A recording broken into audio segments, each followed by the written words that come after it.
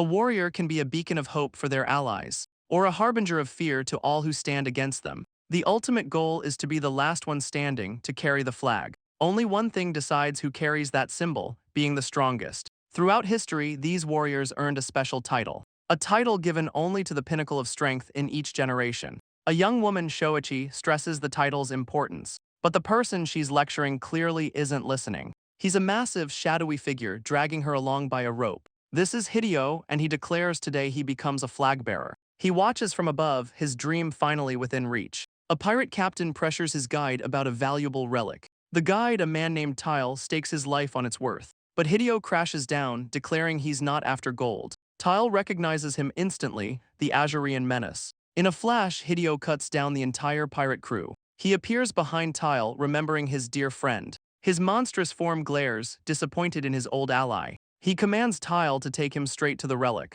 Terrified, Tile knows some monsters never chain. Hideo marches them through a desolate canyon. Shoichi, still bound, notes the island's hidden nature. The land is barren, a sign of the relic's power. She questions his brutality, but Hideo scoffs at her pity. He claims he saved them from a fate worse than death, a fate of being completely forgotten. He lectures her on the harsh inevitability of death. Just as Tile announces their arrival, Hideo reveals the ultimate wish. Before them lies a crystal granting eternal remembrance. Tile presents the history-changing relic, asking if it looks familiar. Shoichi stares in disbelief, recognizing its true purpose. The relic isn't just a crystal, it's a flag. It radiates the overwhelming presence of its former owner. This was the symbol of a legendary flag-bearer. But Shoichi questions how a flag-bearer could be forgotten. Their entire purpose is to be an unforgettable existence. Hideo grabs her face, silencing her with a cold grip. He warns she'll end up dead and forgotten like the rest. He turns back to the flag, accepting his destiny.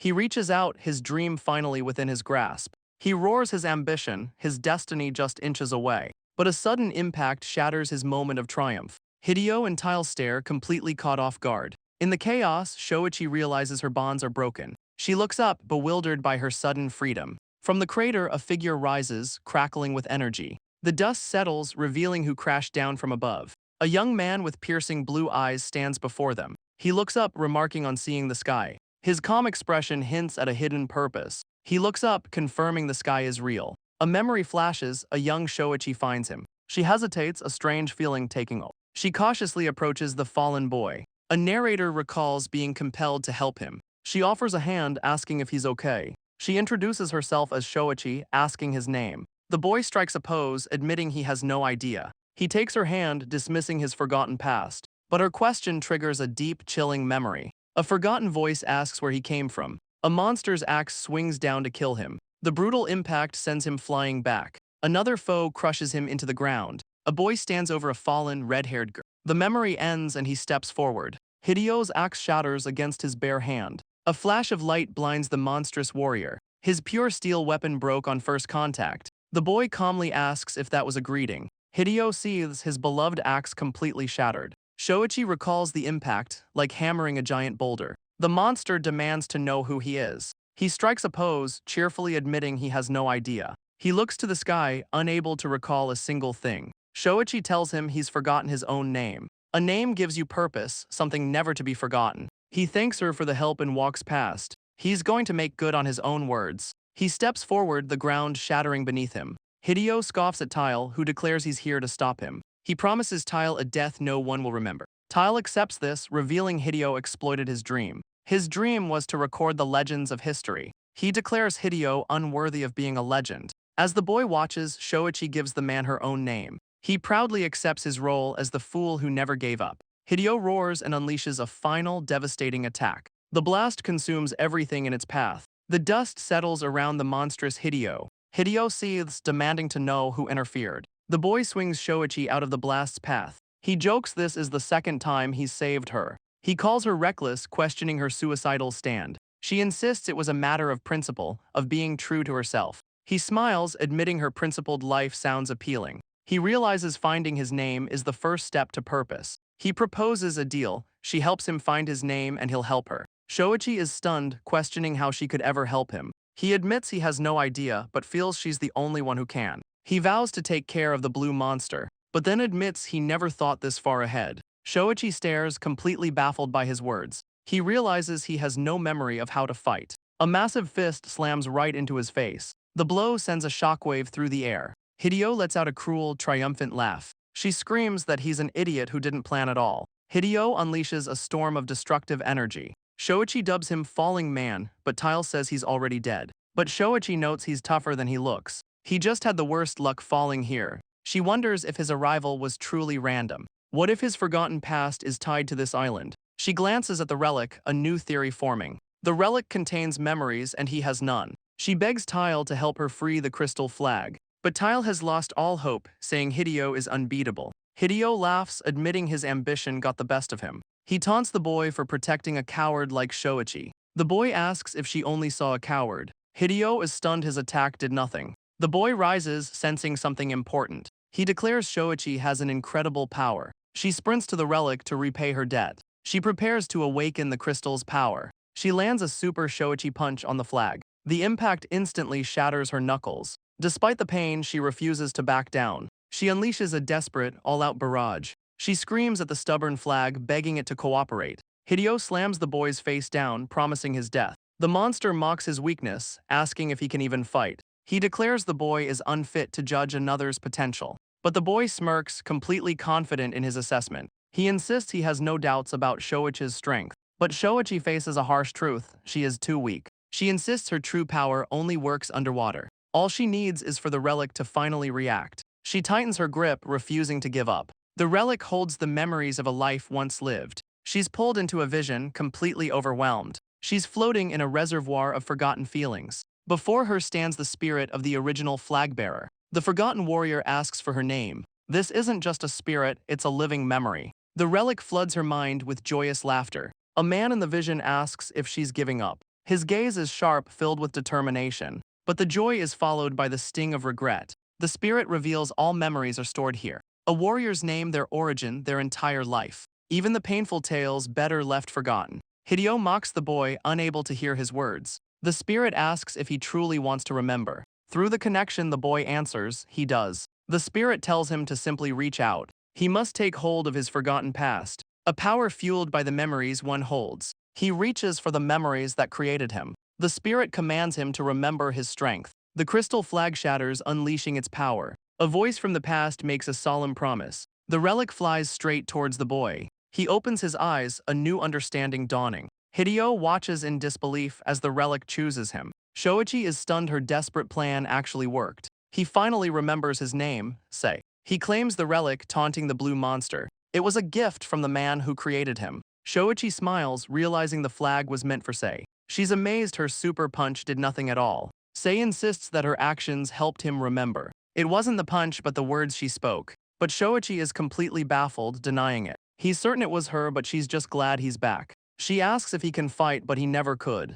She erupts, questioning their entire struggle. He thanks her for helping him remember his purpose. Shoichi puffs up, filled with misplaced pride. But Sei reminds her they have one last problem. Shoichi knows Hideo won't give up that easily. Hideo agrees, his form tearing apart with dark energy. He declares he's done fooling around. He vows to remember Sei's name as another fool to crush. The monster roars, ready to unleash his final form. Shoichi wonders if he just changed color, but Sei knows better. She realizes Hideo wants to end this now. She offers to teach him the basics of fighting. As she explains fighting theory, Hideo mocks their foolishness. Hideo explodes forward, shattering the ground. A blur of purple energy rips past Shoichi's lesson. But Sei is already moving, a streak of blue and black. He dodges the first assault, flag in hand. He pushes forward, meeting the monster head-on. Hideo boasts his new form is impossibly fast. He unleashes a storm of fists, certain of his victory. The brutal barrage lands, overwhelming Sei's defenses.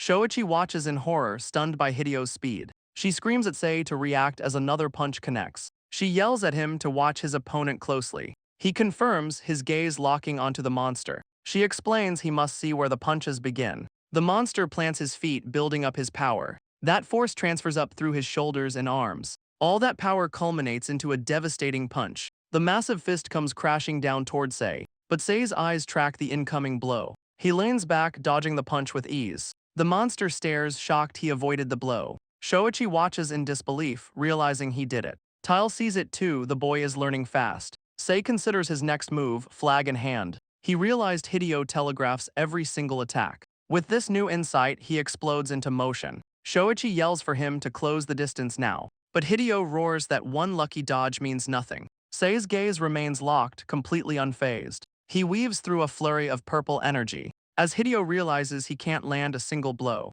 Sei's eyes glow, his focus absolute. He's memorized every punch Hideo has thrown. He declares the monster will never hit him again. Hideo just grins, accepting the challenge. He scoffs that seeing his moves isn't an advantage. He's about to teach Sei a new lesson in battle. He hurls a massive sack to exploit an opening, but the monster is suddenly caught completely off guard. The sack smacks him square in the face. Shoichi leaps in, ready to cover Sei's blind spots. She yells for Sei to take his turn now. The flag holds the power of a true fighter, the strength of a legendary flagbearer. All he needs is one perfect strike. Sei unleashes a devastating blow to the gut. The monster's body cracks under the force. The impact sends Hideo flying into the air. He's completely stunned by the sudden power. A pillar of blue energy erupts from the ground. The blast shoots straight into the heavens. Hideo's body smashes into a distant mountain. Shoichi witnesses the true power of a flagbearer. Without that peak, he would have flown forever. Tile feels the very course of history shifting.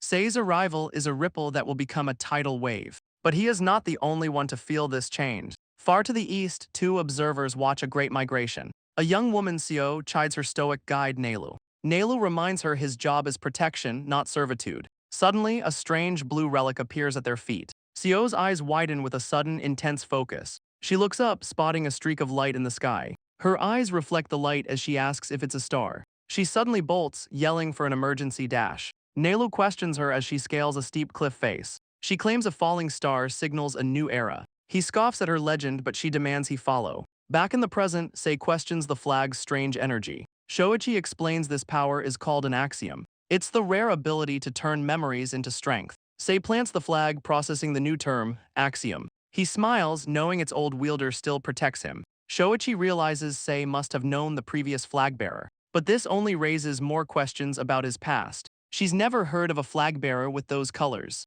And Sei's goofy nature hardly fits the legendary title. A man who fell from the sky tied to a legend. A man who forgot his name, knowing almost nothing. The questions surrounding him just keep stacking up. Sei places the flag on her head, breaking her trance. Sei asks about the stones he accidentally broke. She says they're just old ocean relics. She collected them to achieve her dream. Sei has no idea what a librarian is. He admits he never asked many questions. She lights up, thrilled by his feigned interest. Librarians are historians who seek out the truth. They record the lives of great people. This history is kept in the eternal library. Their one wish is to ensure heroes are remembered. She declares librarians are the greatest organization ever. But Sei is completely uninterested in her dream. Her passionate speech falls completely flat. But she clenches her fist, her resolve unbroken. She respects those who record history, not just make it. She vows to become a librarian no matter the odds. Sei watches her, impressed by her determination. Suddenly, the crystal ground begins to shatter.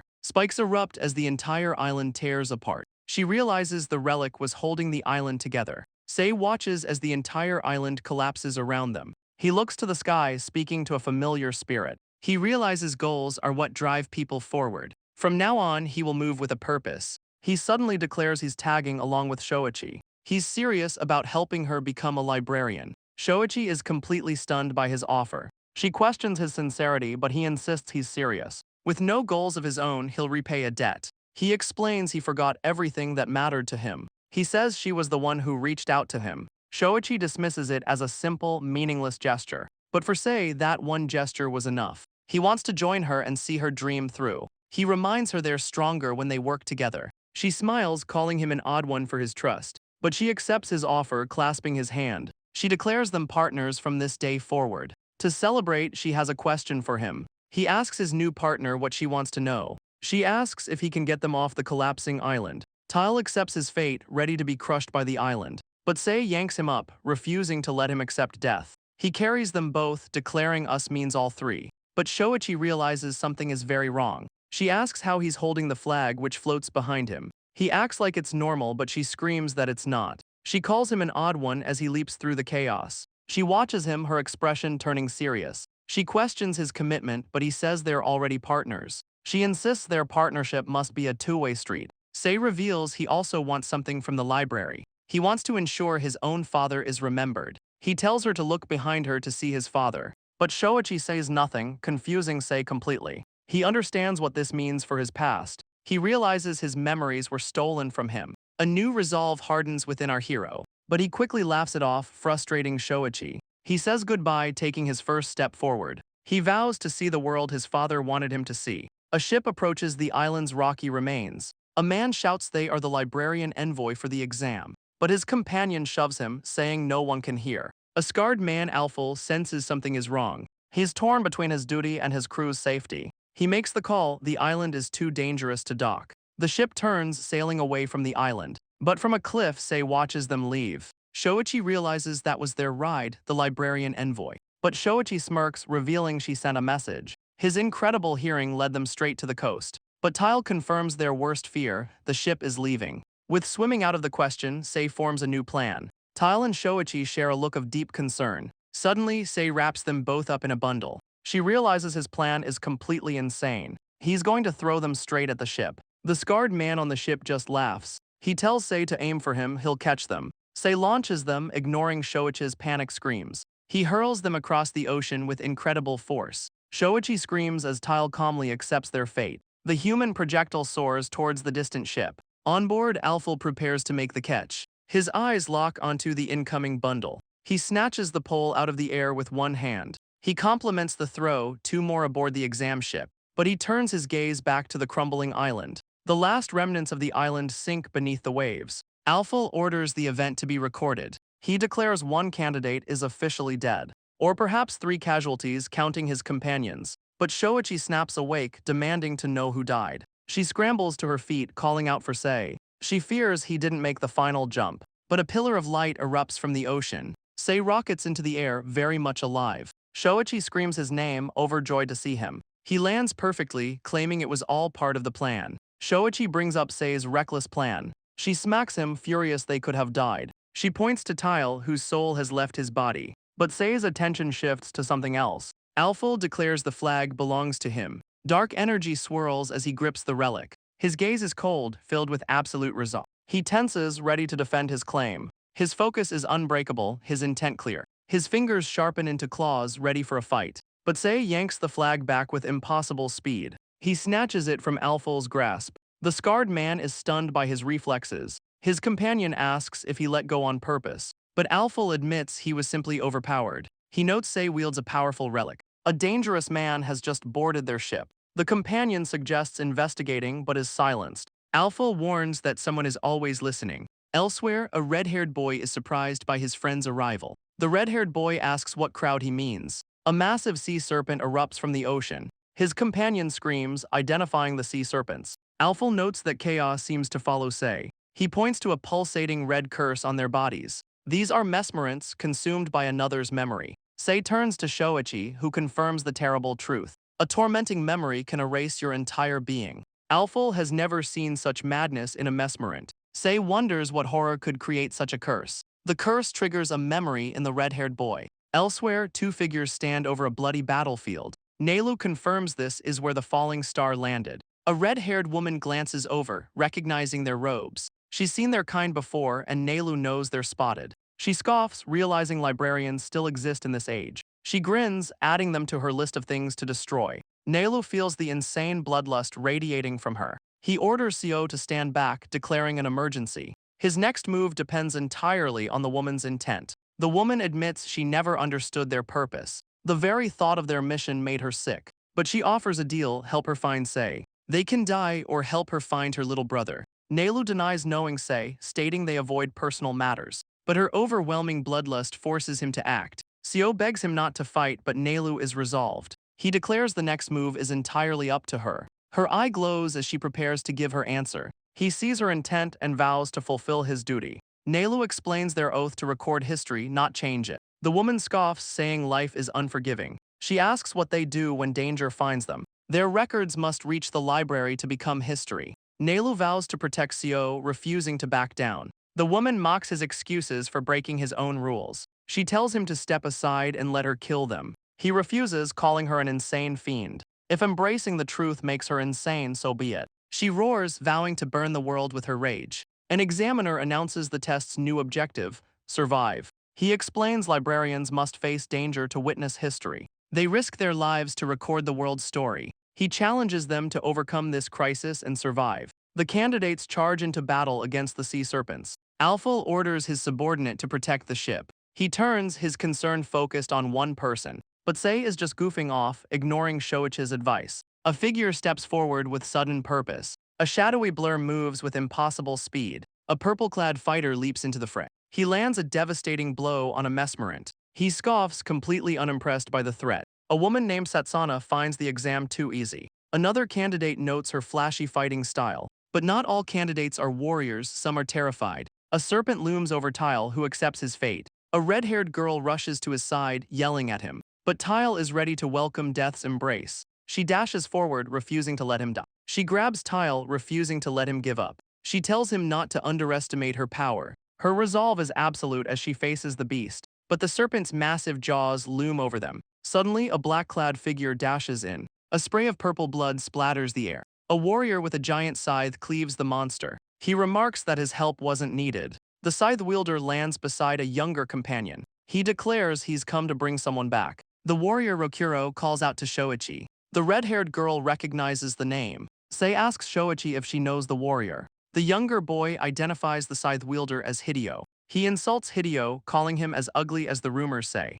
The stone facade shatters, revealing his true face. Rokuro declares he's here to kill Hideo for kidnapping his brother. The girl insists it's all a misunderstanding, but Rokuro cuts her off, intent on his mission. Alfil realizes the newcomers aren't here for the exam. He warns Rokuro that Hideo is his responsibility. He senses the examiner's incredible strength. The scythe wielder considers his next move. The red-haired girl tries to explain the situation. Suddenly, the ocean surface begins to crack. A rogue wave crashes over the deck. The massive splash drenches our hero. A terrible realization dawns on her. She screams as the flag is pulled overboard. Our hero is dragged deep beneath the waves. A new warrior appears, calling Hideo a disgrace. Hideo is stunned, questioning his brother's arrival. The protector vows to punish Hideo's unforgivable sins. He notes Hideo's eyes don't glow like theirs. He will teach him a lesson about family before his end. Hideo scoffs, finding the lesson completely obvious. But the protector says he's blind to their ways. He reveals the origin of the Azuri people. A vision shows a newborn's deadly trial. They must learn to breathe or be taken by the currents. He explains they carry the weight of lives lost to the sea. He bears the burden of 5 siblings to protect the last one. He glares at Hideo, the one who tried to take his family. He screams, asking if Hideo understands the origin of his rage. Hideo asks why they would choose to live in the sea. The protector roars it's to hide from monsters like him. He explodes forward, stabbing Hideo in the face. A pillar of light erupts, a sentence of death. He insists he is no monster, granting a quick end. The water churns, obscuring Hideo from view. But Hideo's eyes glow, completely unfazed. The water clears, revealing he's still standing. He admits he felt the weight of his brother's burden. The protector stares, shocked he's completely unharmed. Hideo scoffs at the very concept of family, but he claims to value family above all else. He vows to prove Shoichi is in good hands. The protector roars, tired of his empty words. The red-haired girl tries to drag Tile to safety, but Sei's flag begins to rumble with a strange power. The red-haired girl's eyes widen in shock. The flag smashes down, cracking the ship's deck. A wave of blue energy engulfs the entire vessel. The protector realizes teaching Hideo was pointless. He rockets through the water with incredible speed. Hideo is stunned, unable to comprehend the sight. The protector reaches out with a clawed hand. He grabs the flag, stopping its power cold. He prepares to introduce himself to his target, but Sei reveals his true name and his promise. The protector scoffs at the librarian exam's rules. He rages against the dreaded eternal library. He charges forward, declaring Sei is destined to fail. Their weapons clash as he vows to protect Hideo. The impact creates a massive underwater explosion. But Sei's eyes glow, his resolve unbroken. He declares Hideo is coming with him by choice. The protector is stunned by Sei's incredible speed. But Hideo moves impossibly faster. He easily dodges, mocking his brother's attack. Hideo sidesteps the attack, a blur of motion.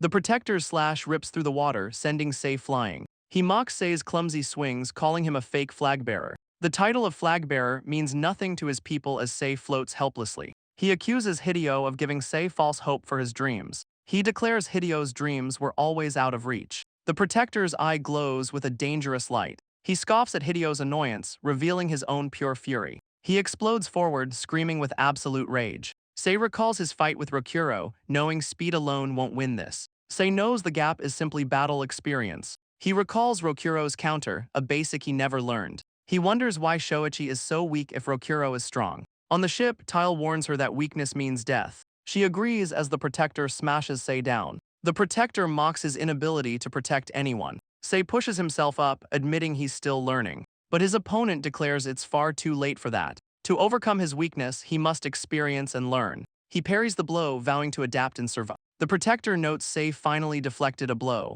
but he scoffs, knowing it was only one strike. He's landed countless hits, yet Sei is unharmed. He wonders what Sei's body is even made of. Suddenly, the Protector begins to understand. Sei grins, mirroring his opponent's stance. The Protector is stunned. It's his exact fighting style. He's copying every detail down to the grip. The flag's length is nearly identical to his spear. Sei's gift is revealed, the power of perfect memory. In this world, memory is the ultimate strength. Sei knows this is only the beginning for him. He's nowhere near the level of a true flagbearer, but he'll catch up to the greats like his father and Shoichi. The Protector has been watching this entire time. He questions how far Sei will go to mock his family. He roars, accusing Sei of trampling on his father's legacy. Sei is stunned, trying to deny the accusation. But the Protector has heard enough, exploding forward. He vows to teach Sei a lesson his father taught him. He roars that his family's legacy is not his to take. His eyes widen, sensing a familiar power. The flag erupts, unleashing a powerful axiom.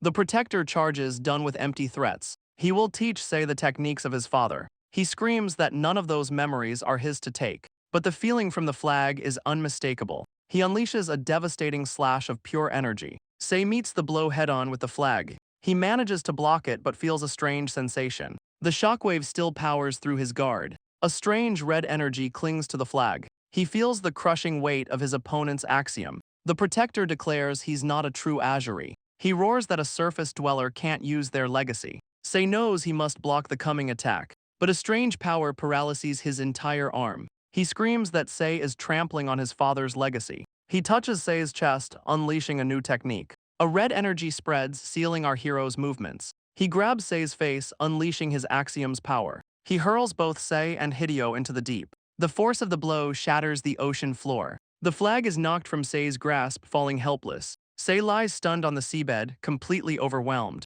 He recognizes the shockwave but not the strange power. He realizes Rokuro's axiom is the weight of memory. This is the immense burden that Rokuro carries. He carries the weight of his fallen siblings. He understands the miracle of a surviving sibling. Their father passed these techniques down to Rokuro, a legacy Sei admits he tried to steal. When he grabbed the spear, he saw it all. He saw directly into Rokuro's memories. Rokuro scoffs, asking if he's finally gone insane. But Sei offers a sincere apology, stunning him. He only copied him to learn how to fight back. He apologizes for disrespecting the history of his strength. Rokuro asks if that's all he has to say. He roars that an apology changes absolutely nothing. Rokuro roars that an apology changes absolutely nothing. But Sei says he doesn't have to forgive him. He just wanted to take responsibility for his actions. This is not him giving up his life. It's a promise to protect Shoichi just like him. Rokuro turns away, his back to our hero. He asks if Sei truly wants to take responsibility. If so, he has one final question. He asks if Sei caused the Mesmerant disaster. The Azuri are not the only ones who live here. Rokuro says their home is being destroyed by Sei's actions. He lifts Sei, declaring ignorance is no excuse. He's going to make Sei witness the consequences. They rocket through the churning ocean depths. He reveals a massive, swirling vortex ahead. Sei stares, forced to face what he has done. Rokuro is the guardian of these waters. He asks one last time for the truth. Sei closes his eyes and admits it all. Rokuro commends his honesty, his power swirling. He dangles Sei, demanding his final defense. A single tear falls, a silent admission of guilt. He admits he never understood the consequences, but he will take full responsibility for his actions. Rokuro releases him, a final judgment in the deep. On the ship, the red-haired girl fights an endless horde. She asks Tile if he's worried about his brother, Rokuro. Tile isn't worried. Rokuro is strong enough to kill Sei. But she grins, absolutely certain Sei will return. Tile questions her faith, reminding her of Sei's amnesia. Tile reminds her Sei now remembers he can't fight. He questions how Sei can possibly face her brother. She simply trusts he'll be okay, she thinks. Deep below, Sei opens his eyes, somehow still alive. The crushing weight of the ocean bears down on him. He covers his face, admitting he messed everything up. Every action, every word flashes through his mind. Some moments were new beginnings, like meeting Shoichi, while others only brought about a terrible end. He realizes he never knew the weight of his words, but he resolves to stand, ready to start over. A voice notes his stubborn will to survive. Sei turns, realizing Rokuro has returned. He tries to summon the flag for a final fight, but his opponent tells him it's useless. Rokuro reveals he can no longer summon his weapon. He dropped the flag into the planet's molten core. Now with Sei trapped, they have time to talk. He demands to know why Shoichi chose him. He clenches his fist, asking why she abandoned him. He asks how Sei brought out such earnestness in her eyes. Rokuro demands to know what she sees in him. Sei takes a moment, considering the question. He strokes his chin, deep in thought. But Sei smirks, saying Rokuro has it all wrong. He claims Rokuro only sees a sibling to be protected. He asks if Rokuro ever truly listened to her dreams. He explains how she reached out when he'd lost everything. He declares he owes his very life to her now. He may not know her past, but he knows who she is now. He says Sei didn't change Shoichi at all. That resolve in her eyes was always there. A voice echoes, obsessed with becoming a flagbearer. The monstrous figure vows to become a flagbearer. Sei recognizes the voice, but Hideo looks different. Rokuro believed Hideo was dead, but he's changed. He sees memory energy healing what should be fatal wounds. He realizes Hideo has become a mesmerant. The memories consuming him are their father's. Hideo now wields his father's memories, seeking revenge. Hideo's eye glows with a terrifying power. His hand crackles with his father's stolen energy. But Rokuro's gaze is filled with cold resolve. Hideo unleashes a massive blast of pure energy. Rokuro recognizes the shockwave, but it's far stronger. The force sends him tumbling across the seabed. He coughs, struggling to get back to his feet. Hideo stomps forward, a monstrous silhouette. Blood drips from his mouth, badly wounded. He looms over his brother, ready to end him. A pillar of raw energy erupts from Hideo. He turns, laughing at this unexpected reunion. He wants to discuss their father's legacy, but Sei dashes forward, cutting the conversation short. He lands a solid punch right on Hideo's face. Hideo is stunned by Sei's incredible new speed, but a strange energy prickles throughout his body. He grabs Sei's face, stopping him cold. A red beam of light erupts from the ocean floor. It pierces the surface, creating a massive vortex. The red pillar of energy rockets past the ship. Shoichi stares in disbelief at the impossible sight. Two figures soar into the sky. She screams Sei's name. Tile realizes the other figure is Hideo, somehow alive. Hideo's body bloats, twisting into a monstrous form. He understands his new power. Air gives him speed. He smashes Sei down with a flagbearer's velocity. Sei realizes he can't keep up with Hideo's axiom. His only chance is to summon his lost flag. But his arm freezes, he can't call it back. He panics, realizing his flag isn't coming back. He can feel it buried under the weight of the world. Deep in the earth, the flag is crushed by bedrock. Shoichi realizes his attempt to summon the flag failed. Hideo exploits the opening, smashing him down. He accepts the last remnant of his father is gone. He drifts, his connection to his past severed forever. But Shoichi grits her teeth, filled with fury. She roars, questioning if his bond was so weak. He smirks, hearing her desperate plea to remember. She screams the flag has been waiting for him. It endured the test of time for this very moment. She begs him to raise his hand and call for it. He must command it to return, no matter the distance. Their bond is his true axiom, his ultimate power. Her words cut through his doubt, sparking new resolve. His past calls lacked intent, now the world is in his way. But if the world is the obstacle, he'll tear through it. He declares he holds no memory greater than this. On the ship, Alphal recognizes those very words. Sei stands on the monster, making his final vow. His eyes burn with absolute, unbreakable resolve. A pillar of blue energy erupts from the sea. The flag soars through the sky, answering his call. He leaps to meet it, reclaiming his birthright. Shards of pure energy rain down from the sky. He reflects on the lessons he's learned since they parted. He now understands the cost of ending another's journey. He finally faces the man who sought his father's flag, but he declares the flag chose him and him alone. He finally understands how memory becomes strength. He now knows how to use it for a final goodbye. He vows to carry Hideo's memory with him always. Below, Rokuro realizes Hideo is heading for the surface. He rockets upward, vowing to protect his brother. But he's stunned by what he finds at the surface. Shoichi cheers, revealing Sei defeated Hideo twice. Sei just floats, giving a weak thumbs up. Rokuro can't believe Sei was the one to win. Shoichi grins, admitting Sei is full of surprises. Rokuro admits he couldn't protect his brother. He believes he has failed him twice. He sinks, deciding Shoichi is a better protector. He leaves his brother in Sei's care. Shoichi relays Rokuro's parting message to Sei. Alfil is impressed by the display of power. He asks if they still plan to join the exam. They both grin, ready for what's next. The examiner smiles, accepting their answer. As the ship sails, Rokuro finds peace in the deep. Nelu lies broken, telling Seo to run. Seo begs the red-haired woman to spare him, but Nelu glares, ordering his friend to escape. The woman mocks his effort, liking his blood-soaked look. She says the red brings out his true nature. No human is impartial, especially with his friend begging. Seo screams, insisting his life has value. But the woman declares his life is worthless. When a pink blade pierces through her arm, her eye widens. Nelu has vanished. The woman wonders if this is a librarian axiom. A pink-haired warrior appears in a flash of light. Seo finds himself teleported to safety below. He recognizes his savior, calling out her name, but she vanishes in a shower of petals. The rescuer appears before the red-haired fiend.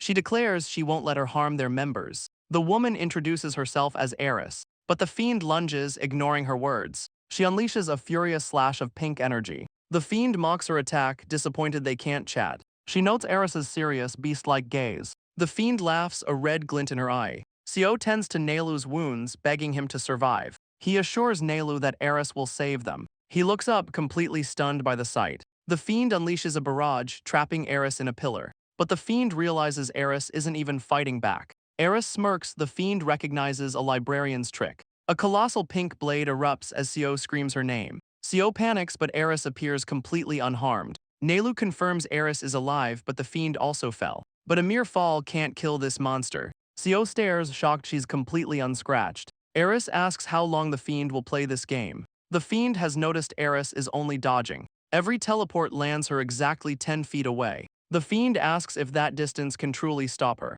Eris smirks, confirming that it's more than enough. The fiend roars, vowing to kill her for her arrogance. Seo begs Eris to escape, but she tells him to relax. Eris vows to show the fiend the true scale of the world. Her 10-foot teleport is just a small stretch for her. She is a librarian and a flagbearer. The fiend plummets, realizing the gap between them is absolute. But she screams in rage, refusing to accept this defeat. Nelu is in disbelief. The fight was too fast to see. In the blink of an eye, the fiend is down. Eris asks if this is her first taste of defeat. She tells the young fiend her aspirations are out of reach. Eris vows her dream will never come true. The fiend learns a harsh lesson about her true limits. Nelu realizes the rumors about Eris were all true. She is undoubtedly on the level of a flagbearer. Eris asks if the fiend will finally concede, but a massive blue pillar of energy erupts nearby. Seo panics as the very ground begins to shake. Eris turns, wondering what this new power is. Elsewhere, Sei reaches for his flag with all his might.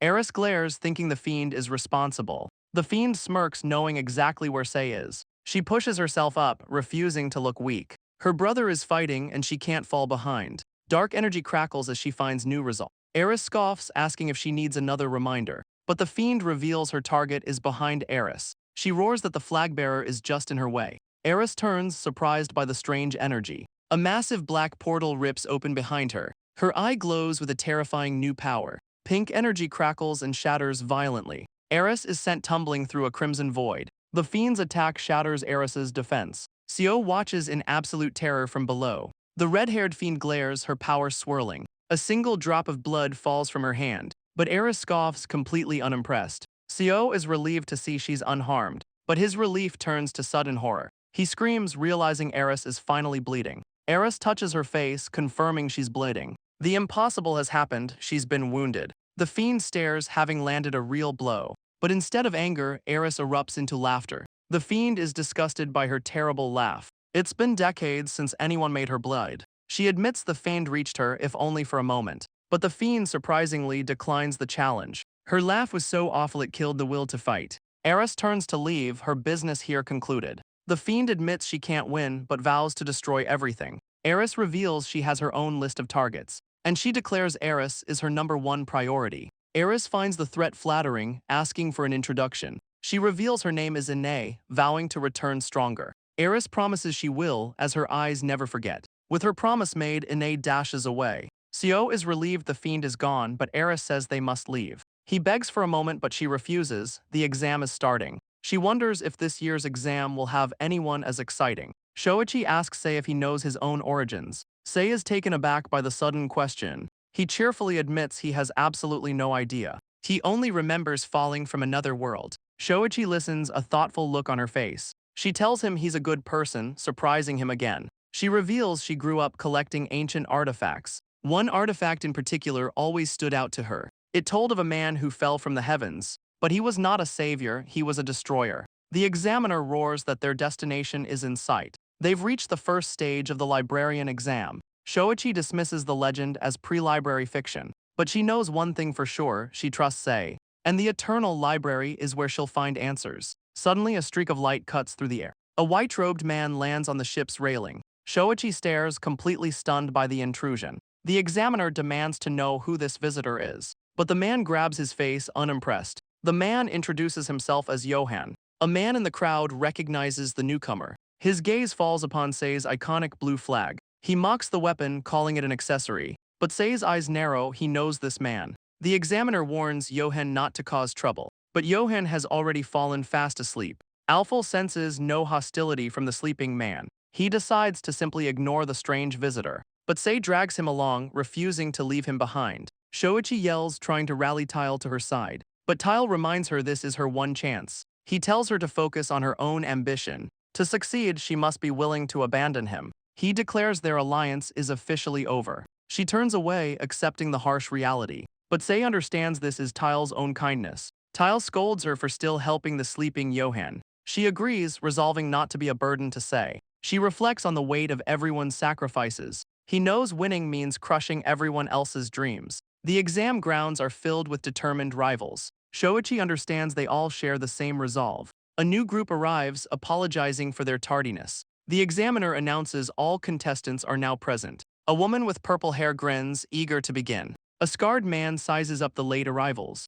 He's shocked to see a flagbearer among them. He mocks Sei, asking if the flag is a joke. But another man notes the flag drew everyone's gaze. He claims everyone here knows the flag's purpose. He turns to Sei, a direct question in his eyes. He asks if Sei has come here to start a war. Shoichi panics, insisting it's not what it looks like. She stammers that it's just a cloth on a stick. But the man laughs, admitting he was just teasing them. He warns that carrying a fake flag is still foolish. He introduces himself as Richard, offering a handshake. He says there's no harm in introductions for now. To his surprise, Sei accepts the friendly gesture. Shoichi quickly apologizes, introducing herself and Sei. Richard smiles, wishing them luck before he departs. A pink-haired girl scolds Sei for his social blunder. She tries to teach him subtlety, but he just yells. The purple-haired woman notes the flag draws attention, but she declares she will be the one to stand out. Sei's deadpan response leaves her fuming. The examiner shouts, trying to get the exam started. He orders them to line up before one of 5 officials.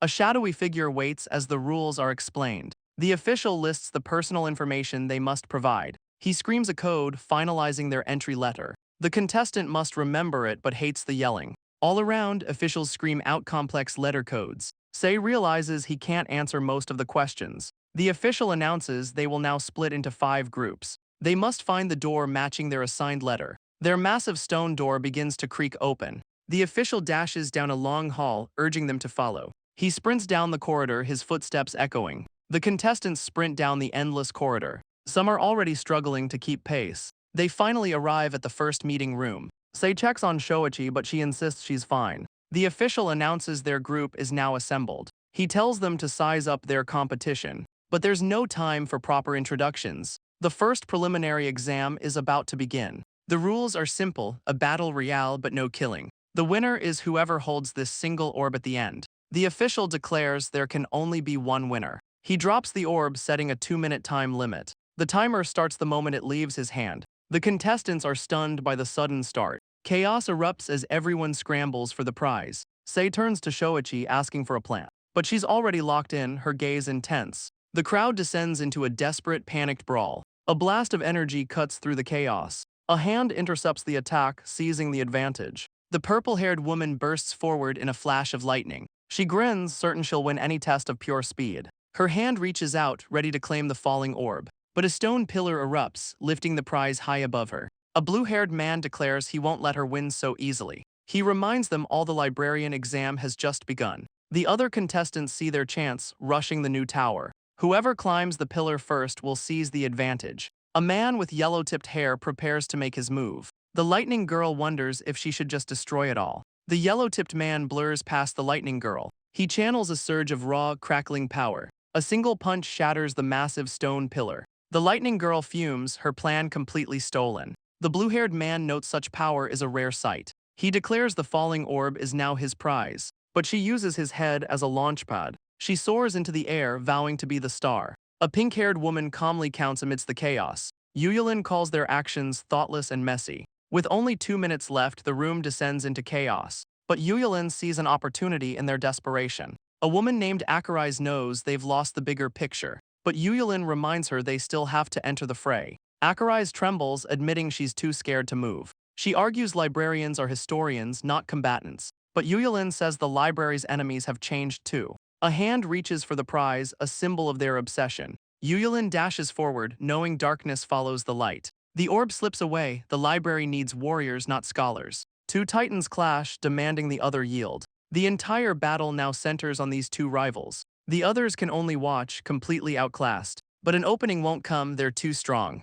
With no clock, no one knows when to strike. Unless you were smart enough to count from the start. The lack of a timer was a deliberate trap. She's been counting, aiming for the final seconds. As the clock runs down, the brawl intensifies. It all comes down to these last 15 seconds. But she wasn't the only one counting down the clock. Shoichi screams, giving Sei the signal to strike. He grips his flag, blue energy crackling around it. He slams it down, unleashing a massive shockwave. The blast sends the other contestants flying. With seconds left, the distraction is all they need. Shoichi leaps, making a break for the falling orb. The two titans realize they've been outplayed. They lunge forward, trying to intercept her. Three hands reach for the prize in a final, desperate grab. The orb hangs between three desperate hands. Shoichi's fingers graze the smooth surface, but she misses, knocking the prize away. It clatters to the floor just out of reach. The orb rolls to a stop, completely unclaimed. The examiner's voice roars that time is up. The first preliminary exam is officially over.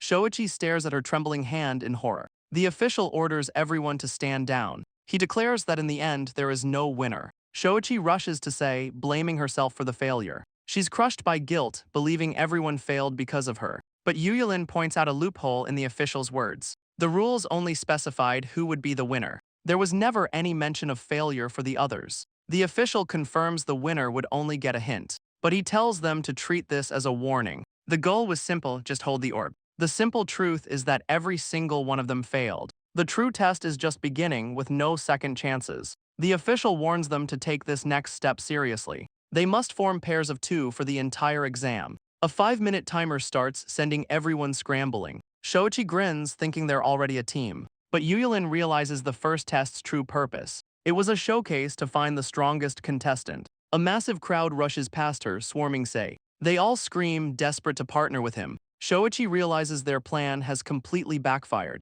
Now Sei has a choice among the strongest contenders. Shoichi believes their partnership was just a fluke. But Sei politely turns down the other contestants. He offers a hand, saying he already has a partner. She questions his choice, urging him to find someone better. But Sei reaffirms his loyalty, having no regrets. His words leave her completely speechless. He asks if she thinks she's unfit to be his partner. She grabs his hand, shouting that's not it at all. Their bond is sealed, much to everyone's disgust. The other contenders give up, seeking stronger partners. The remaining contestants eye each other with suspicion. A masked man is too intimidated to ask anyone. The yellow-tipped man nervously scans the room. But the lightning girl sees her opportunity. She declares herself the obvious number 1 choice. Others decide to partner up amongst themselves. 2 men quickly form their own alliance. A pink-haired man gets a very strange offer. But the lightning girl is suddenly being ignored. Fine, she'll just have to choose someone herself. She points, making her choice with a dramatic shout.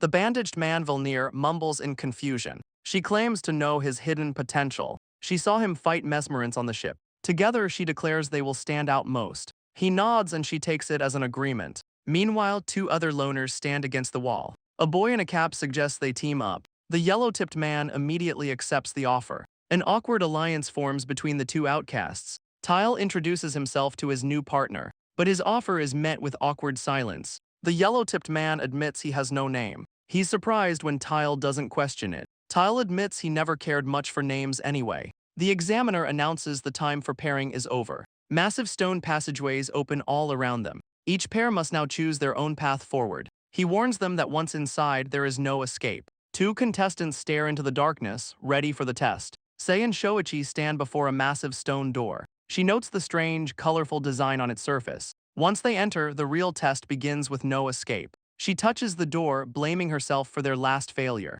She vows to prove she's worthy of being his partner, but Sei just smiles, telling her not to worry. Determined, Shoichi grabs the door to open it herself. She pulls with all her might, but it doesn't budge. She strains as Sei watches with a cheerful grin. Defeated, she asks for his help and he agrees. Elsewhere, officials track the contestants' progress. They confirm more teams have chosen their paths. An official named Oslania orders his aides to focus. The 5 identical officials confirm their orders in unison. One explains their faces never share an expression. Suddenly, Eris appears to check on their progress. Oslania is surprised she came to check on them, but his surprise quickly turns to sheer panic. His eyes bulge in absolute comical horror. He points, screaming that she has a wound on her face. Oslania panics, thinking she must have tripped. But if it wasn't an accident, the truth is unthinkable. Eris confirms his fear, someone actually wounded her. The officials erupt into a synchronized, horrified scream. She smirks, casually asking if there's a problem. Oslania points out even his identical aides are panicking. He demands to know who could land such a blow. She reveals her attacker was not a flagbearer, but resembled the only other person to ever harm her. The officials are stunned to learn she's over 300 years old. She admits few have ever possessed such power. She hopes this year's exam holds similar talent. In the corridor, a massive boulder chases them down. She questions the purpose of these ridiculous traps. She screams that his carelessness activated everything. He just laughs, admitting he's never had to be wary. She spots an escape route just ahead of them. They sprint into the passage, narrowly escaping. Safely inside, he compliments her quick thinking. He asks if she has super hearing to predict traps. He admits his hearing is unfocused right now. All he can hear is a chaotic rumble of noise. Shoichi realizes his power has a major drawback, but he focuses, trying to filter the sounds. His eyes narrow as he catches something specific. She notices his sudden change in focus. He plays it off with a cheerful thumbs up. He urges them forward toward a strange room.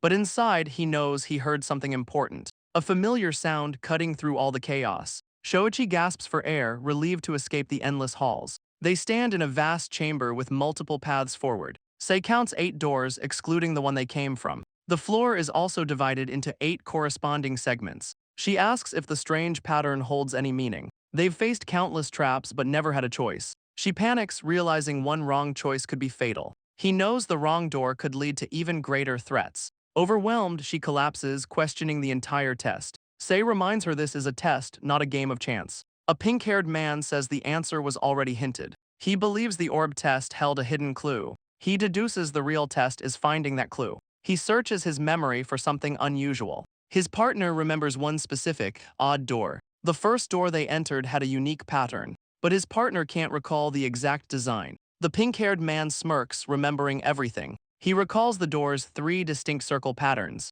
With the answer clear, they dash toward their chosen path. Yuyulin and Akurai's clear room after room. Akurai's believes they're the first to solve the puzzle, but Yuyulin knows the simple solution was easily missed. Remembering, she says, is a crucial librarian skill. Their reward is another massive, empty chamber. A single exit door waits at the far end. Akurai spots a strange timer above the door. Yuyulin senses the stone itself is warping with power. A large man greets them, impressed by their speed, but he reveals they're 3rd and 4th to arrive. The man, Veximus, congratulates them on their speed. His partner, Emaline, is bound in heavy chains. He's impressed they beat them, but Yuyulin scoffs. She eyes the chains, calling them a major handicap. But Veximus claims the chains are part of the deal. Yuyulin questions what he means by a package. He glares back, daring her to question him further. Akurai shrinks back from the sudden tension, but Yuyulin backs down, saying there's no problem. Just then, another team arrives in the chamber. A new team arrives, certain they were the first to pass.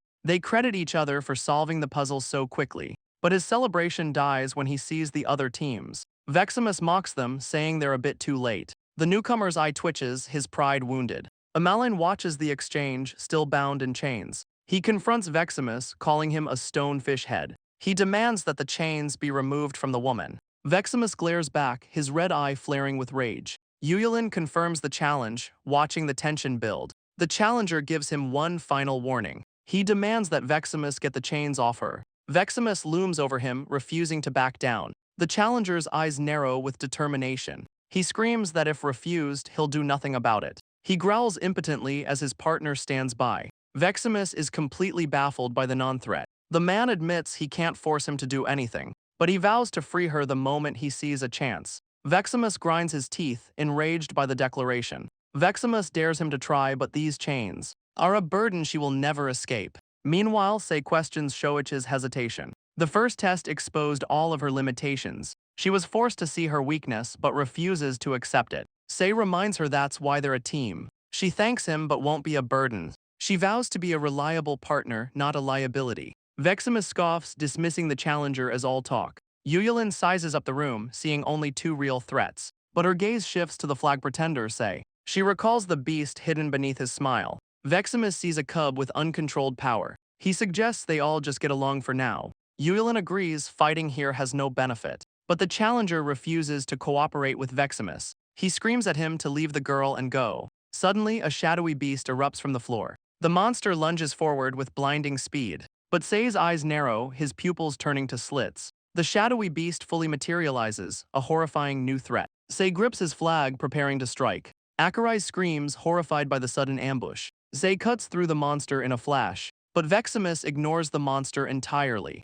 He draws his massive sword with a cruel grin. He swings it at the nearest, weakest target. Sei screams in horror, seeing Shoichi in danger. Shoichi cries out, taking a devastating blow. Veximus grins, enjoying the chaos he's created. His massive sword carves a deep gash in the floor, but Shoichi leaps back, narrowly avoiding the blow. She stares in absolute disbelief at the attack. Veximus claims he was just protecting her from monsters, but Yuyulin knows he's just testing Sei's reaction. Sei remains calm, simply checking if Shoichi is okay. The challenger roars, but Veximus feigns an apology. He says there's no time for bickering now. More shadowy creepers erupt from the ground. A massive beast lunges at the challenger. Veximus reveals he's grown bored with this test. He plans to enrage the cub by attacking his partner. Then he'll kill him just to make a point. But the ceiling above them suddenly shatters. The yellow-tipped man smashes through from above. He lands with a crash, shocking the other teams. He claims a simple test needs a simple solution. He just punched his way through the entire maze.